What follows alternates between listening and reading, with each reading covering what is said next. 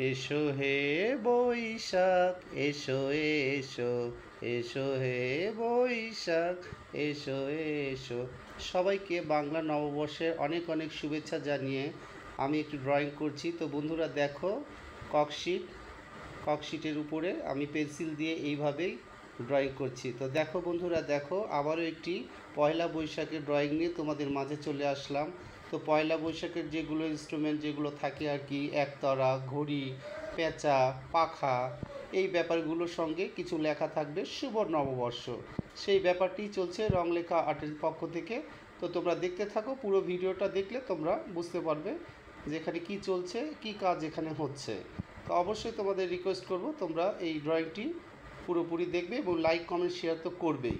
তো এই যে আমি শোলার উপরে এইভাবে পেন্সিল দিয়ে আগে স্কেচ করে নিচ্ছি, তারপরে এখানে কিছু কাজ আছে। তো এইভাবে ধীরে ধীরে কাজগুলো সম্পন্ন হবে।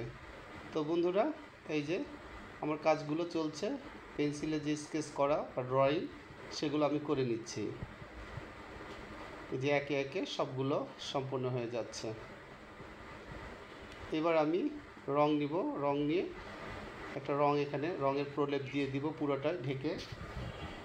এই যে ইয়েলো কালারটি আমি নিয়েছি ব্রাশ দিলে দ্রুত হবে এবং তাড়াতাড়ি রঙের ফিনিশিংটা আসবে এবং ভালো হবে। এই তো এইভাবেই আমি রঙগুলো শোলার উপরে আমি বসিয়ে দিচ্ছি ব্রাশের সাহায্যে। ফিনিশিংয়ের যে ব্যাপারগুলো সেগুলো দেওয়া হচ্ছে।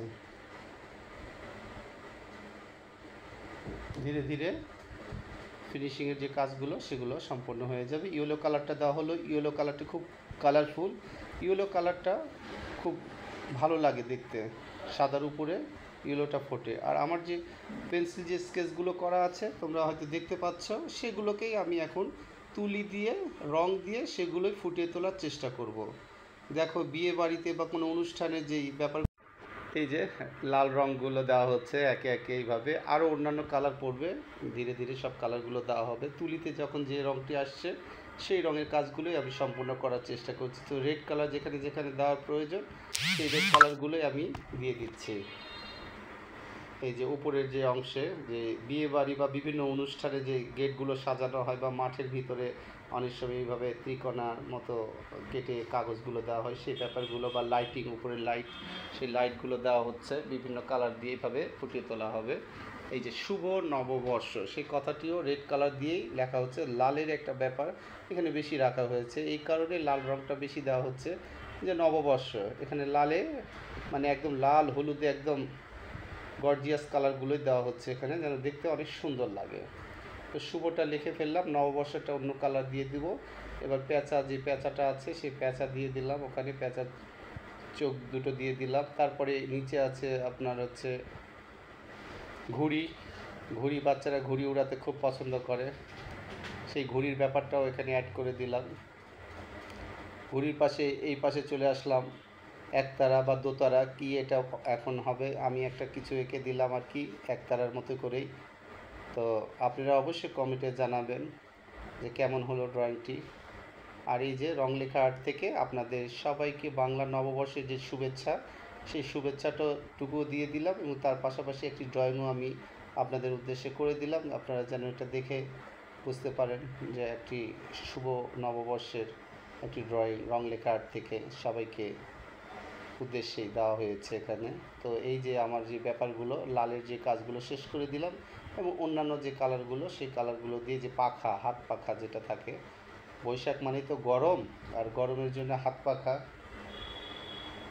হাত পাখাটিও করে ফেললাম। এবং এই লাইটের যে লাইটগুলো, সেই লাইটের বাল্বের যে গোল গোল ব্যাপারগুলো সেগুলো দেওয়া হচ্ছে নিচের অংশ দিয়ে। আর এই তো এইভাবেই ধীরে ধীরে ড্রয়িংটি একসময় শেষ হয়ে যাবে।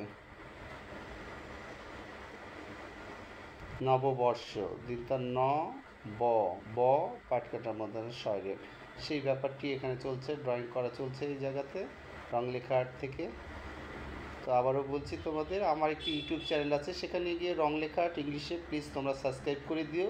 আর রং লেখা আর্টকে তো তোমরা এইভাবে ভালোবাসা দিয়ে এগিয়ে নিয়ে যাচ্ছ, সেটা তো বলার অপেক্ষা রাখে না। আর আমিও নতুন নতুন ভিডিওগুলো নিয়ে আসছি। এই যে পাতার যে ব্যাপারগুলো, সবুজ কালার দিয়ে পাতাগুলো দিয়ে দিলাম, তারপরে আরও যে কাজগুলো থাকে সেগুলো করা হচ্ছে, উপরে যে ব্যাপারগুলো সেগুলো করা হচ্ছে এভাবে সবুজ কালার দিয়ে।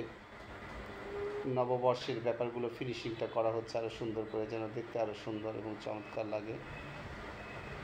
এই ব্যাপারগুলো মোটামুটি কাজগুলো প্রায় শেষের পথে, আর কিছু কাজ আছে সেগুলো দিলে, ফিনিশিং দিয়ে দিলে সেগুলো সম্পূর্ণ হয়ে যাবে। এই যে জিগজ্যাগ করে এইভাবে স্টারগুলো দেওয়া হচ্ছে, মানে যে উৎসবের যে একটা ব্যাপার সেগুলোই বোঝানো হচ্ছে। এইভাবে ধীরে ধীরে সুতা বা যে দড়িগুলোর উপরে যেগুলো এগুলো দেওয়া হয়, দিয়ে ঝুলিয়ে দেওয়া হয়, সেই ব্যাপারগুলো এখানে বোঝানো হচ্ছে।